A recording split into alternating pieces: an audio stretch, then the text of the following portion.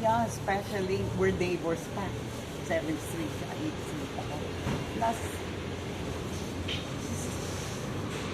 pinaka the sweetest and very serene, very regal, ladylike among all. Siya. Ang sabi nila sa lahat ng mga na-interview kong celebrities, more than being, or aside from being very, very professional, ay yung pagiging mabuting tao talaga. Yung nangingibabaw. Yes, yes, yes. Kaya yung anak niya mabait din and apo. Unforgettable story. Alam ko marami. Parang wala akong maisip ngayon na basta I found her very sweet and funny. Marami rin kalokohan doon na hindi alam ng mga jokes. And basically, nakakalungkot kasi ilan na lang yung edad niya, no? Ilan na lang. So, then susunod na kami.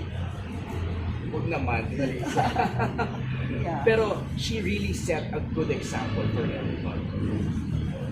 Terrific actress.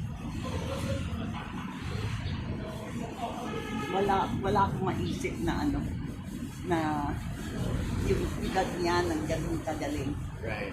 Yeah, from mapa-comedy, drama, and she cries fast, ha?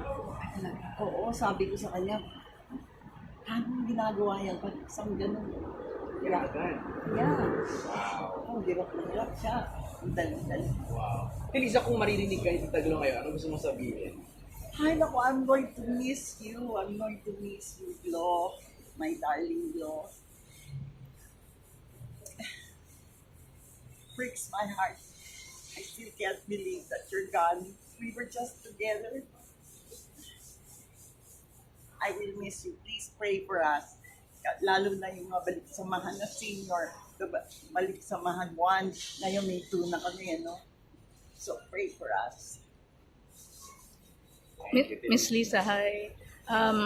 Natanong ko na din sa iba to, if there's an adjective or a word na naisip niyo agad when you hear the name Gloria Romero, ano po yun? Queen. She's for me the original queen.